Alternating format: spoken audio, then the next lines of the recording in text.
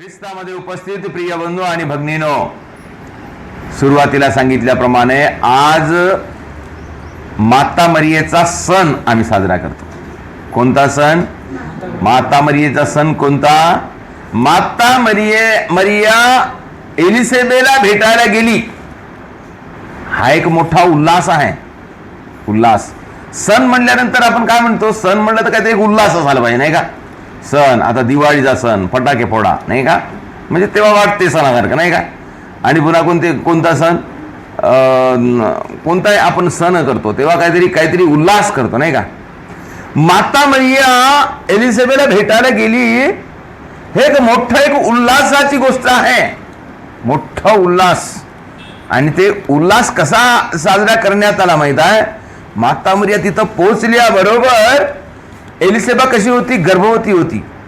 आणि एलिसेबेच्या उदरामध्ये जे बालक होतं लहान, तो कोण होता? योहान. योहान. योहान कोण? बाप्तिस्मा करणारा योहान. म्हणजे येशूच्या जन्माच्या 6 महिन्यापूर्वी कोणाचा जन्म झाला? योहानाचा जन्म झाला. आणि म्हणून मग येशूची आई गर्भवती झाली, म्हणजे संदेश दिला त्या दिवसापासून येशूची आई गर्भवती झाली पवित्र आत्म्याने.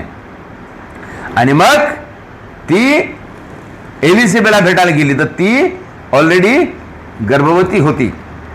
आणि जेव्हा माता मरिया तिथं पोहोचली बरोबर काय झालं? एलिसेबेच्या उदरामध्ये जे बालक होतं, काय केलं त्यानं? उडी मारली. उडी मारल्याबरोबर आई दचकली.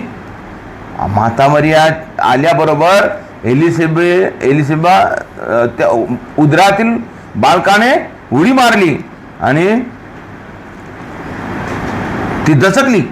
आणि दचकल्याबरोबर तिला समजून आलं का पवित्र आत्म्याने स्पर्श केला. आणि तिला समजलं का ही जे माता मरिया आली हे कोण आहे? तिला समजून आलं की हे प्रभूची आई आहे.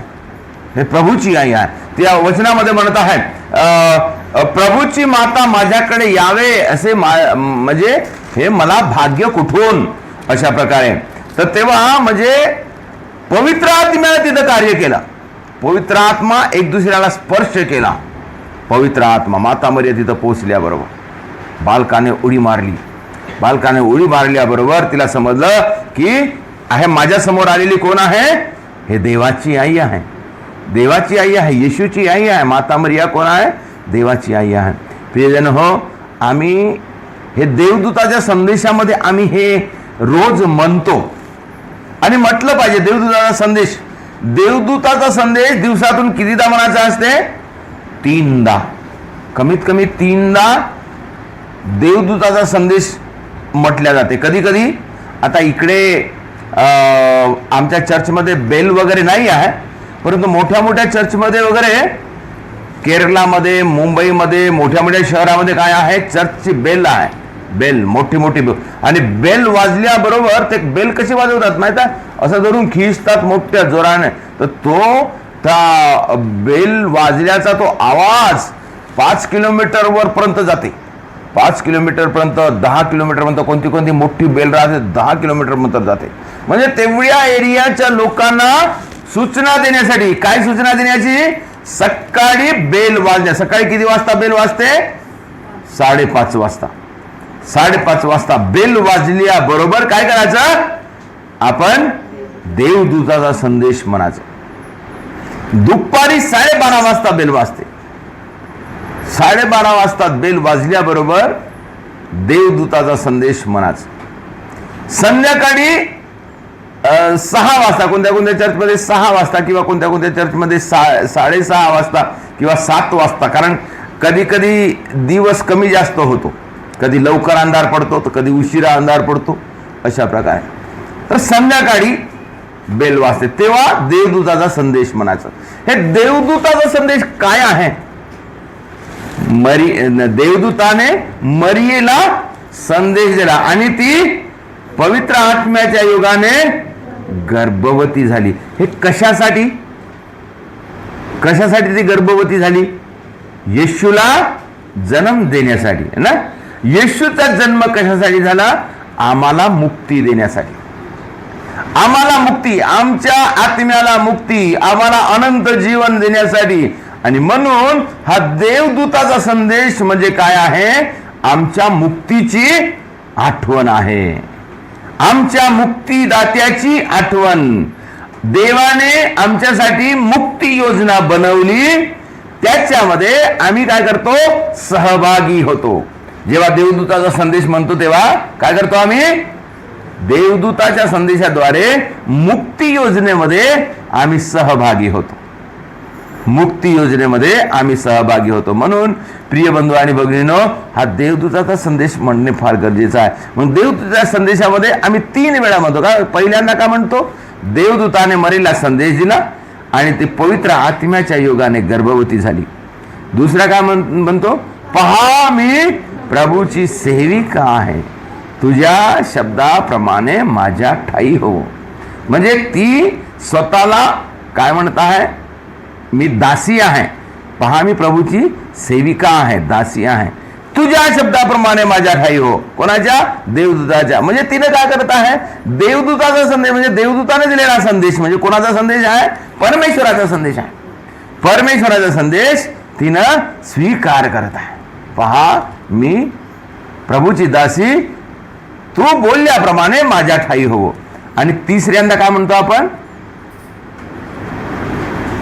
आणि देव शब्द मनुष्य झाला आणि तो आमच्यामध्ये येऊन राहिला. Hallelujah, hallelujah. अशा प्रकारे हे मुक्ती योजना आम्ही आठवण करतो. येशूचा जन्म, येशूचा मनुष्य बनून आमच्यामध्ये येणे आम्ही आठवण करतो.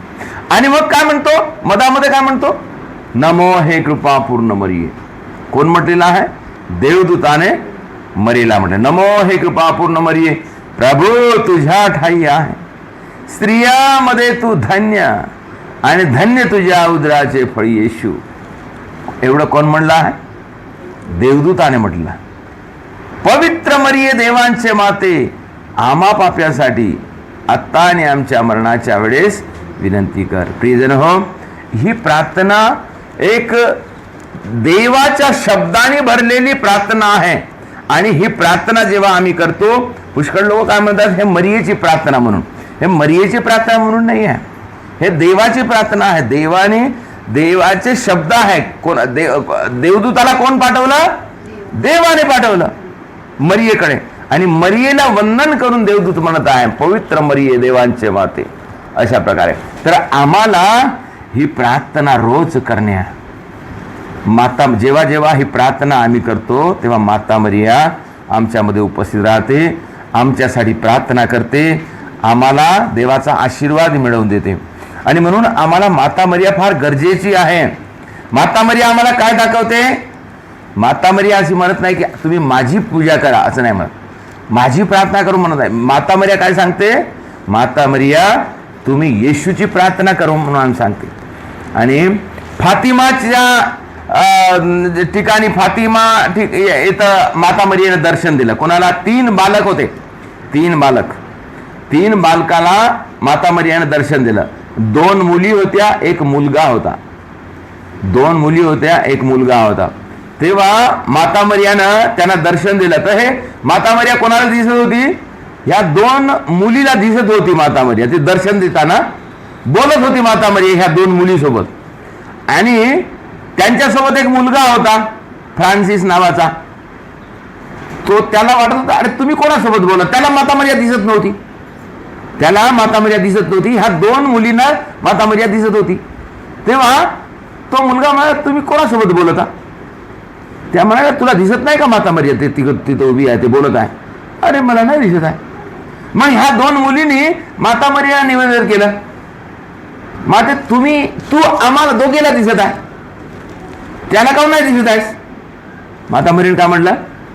तो रोसरी म्हणत नाही, तो रोसरी म्हणत नाही, माळेची प्रार्थना करत नाही म्हणून. तर मग तेव्हा त्यानं म्हटलं का नाही, मी आतापासून माळेची प्रार्थना करतो. मग तेव्हा माता मरिया त्याला सुद्धा दिसली. संत डोमिनिकला माता मरियेनं रोसरी दिली. प्रभू येशू पित्या परमेश्वराने हे रोसरी माता मरियेद्वारे डोमिनिकला दिलं. आणि डोमिनिक प्रार्थना करत होता, हे रोसरीची प्रार्थना, कोणतीही प्रार्थना किंवा कुठे पूजेच्या वेळेस किंवा कोणतेही भाषण द्यायच्या पहिलं हे डोमनिक काय करत होता, रोसरीची प्रार्थना करून तयारी करत होता. तेव्हा हा रोसरीची प्रार्थना करत असताना डोमनिक, माता मरिया त्याला प्रगट झाली आणि माता मरियेनं त्याला म्हटलं की डोमनिक, तू हे मोठे मोठे जे भाषण तयार केले ना ते तू काहीच सांगू नको, फक्त एवढंच सांग लोकांना. काय सांग? नमो हे कृपा पूर्ण मरिये, ही प्रार्थना त्याला सांग, त्या लोकांना सांग. तेव्हा संत डोमनिकनं तेवढ्या मोठ्या लोकांना दुसरं मोठं भाषण नाही दिलं, फक्त नमो हे कृपाची प्रार्थना काय आहे हे समजावून सांगितलं. आणि हे मोठे मोठे लोक, साहेब लोक, फादर लोक एकदम लक्ष लावून मुलगा कसा ऐकते तशा प्रकारे ऐकत होत आहे.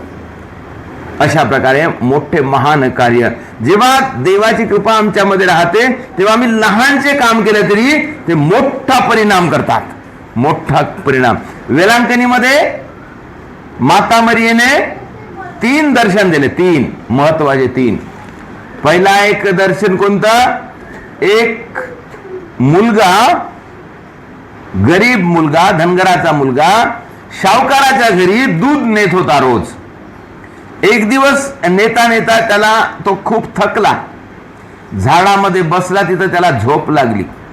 तिथं माता मरियेने त्याला दर्शन दिलं आणि माता मरियेच्या कडेवर काय होतं? येशू बाळ होतं.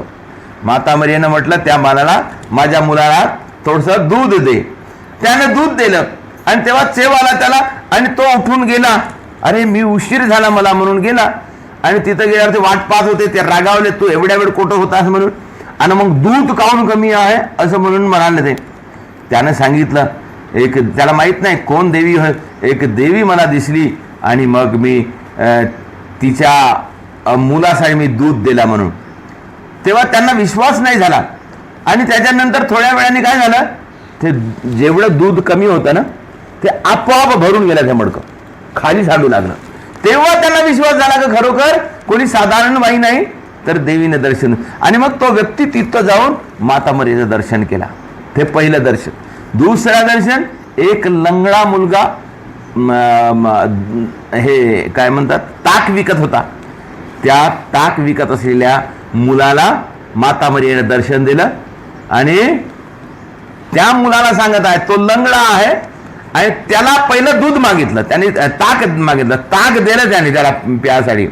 आणि त्याच्यानंतर माता मरिया काय म्हणताय, तू जाऊन त्या एका माणसाला बोलावून आण म्हणताय. तर हा रडायला लागला, तू माझी मजाक करत आहेस, मला जाता येत नाही, मी लंगडा आहो, तुला माहित नाही, तरी तू मला जा म्हणताय. तो म्हणे, माता मरिया म्हणाले, तू उठ, येशूकडे पहा आणि तूट असं म्हणला.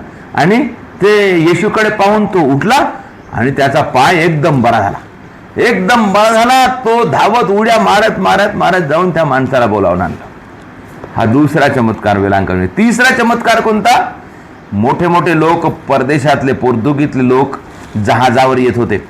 तुफान सुटलं आणि त्यांचं जहाज बुडू लागलं. तेव्हा त्यांनी माता मरियेकडे प्रार्थना केली आणि जेव्हा त्यांनी माता मरियेकडे प्रार्थना केली तेव्हा ते वादळ एकदम शांत झालं आणि त्यांनी म्हटलं का माते, आम्ही तुझ्यासाठी एक मंदिर बनवतो म्हणून. तेव्हा ते ज्या ठिकाणी आता वेलांकणीचं ठिकाण आहे त्या ठिकाणी त्यांची नाव पोहोचली आणि तिथं त्यांनी मोठं मंदिर बांधलं. आज तिथं मोठं मंदिर आहे, ते माता मरियेनं त्यांना जागा दाखवलेली, त्या जागेवर त्याने बांधल्या. अशा प्रकारे वेलांकणीमध्ये 3 चमत्कार झाले. वेगवेगळ्या ठिकाणी माता मरिया दर्शन देऊन चमत्कार दाखवत आहे. कशासाठी? आणि जेव्हा जेव्हा दर्शन देते तेव्हा काय सांगते माता मरिया? येशूकडे पहा, येशूच्या शिकवणीनुसार वागा, येशूची प्रार्थना करा, पाप करू नका, येशूच्या वचनानुसार तुम्ही जीवन जगा.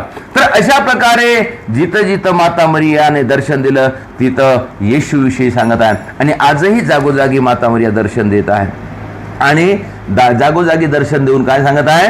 येशू सांगते त्या प्रकारे करा. प्रियजन हो, आज आम्हाला मोठा गर्वाचा दिवस आहे की माता मरिया आमची आई, तिचा आज संपूर्ण जगभर सण साजरा करत आहेत. आणि प्रत्येक वर्षाचा मे महिना म्हणजे माता मरियेच्या मध्यस्थीसाठी तिच्या आदरानिमित्तानं तिला समर्पित म्हणून महिना म्हणून आपण साजरा करतो. आणि आज हा मे महिन्याचा शेवटचा दिवस आहे, म्हणून आज आपण सुद्धा हा सण साजरा करत आहोत. माता मरियेच्या उपस्थितीमध्ये हे पूजा बलिदान समर्पित करत आहोत. आपण माता मरियेकडे प्रार्थना करूया. आजच्या दिवशी जेव्हा आम्ही माता मरियेकडे जेव्हा प्रार्थना करू, नक्की माता मरिया आमची प्रार्थना ऐकणार आणि आम्हाला प्रभूचा आशीर्वाद मिळवून देणार. आपण विश्वास ठेवूया, प्रार्थना करूया आणि माता मरियेची भक्ती आपण वाढवूया. आणि म्हणून रोज आपण देवदूताचा संदेश म्हणावं कमीत कमी 3दा. आणि माता मरियेची प्रार्थना, माळेची प्रार्थना, नमो हे कृपाची प्रार्थना भक्तिभावाने आपण म्हणत राहूया. त्याच्याद्वारे आमच्यामध्ये प्रभूची कृपा येते, पवित्र आत्मा आमच्या जीवनामध्ये कार्य करते आणि पवित्र आत्म्याच्या सहाय्याने आम्हाला आमचे काम आणि सर्व काही आशीर्वादित होते आणि आम्हाला प्रभूची कृपा मिळते. आमच्या कुटुंबामध्ये, आमच्या मुलाबाळांना देवाचा आशीर्वाद मिळतो आणि आमच्या सर्व कार्यामध्ये आम्हाला सफलता मिळते. आपण प्रभूकडे प्रार्थना करूया. माता मरियेच्या मदतीने आजची ही मिसा बलिदान आपण संपन्न करूया.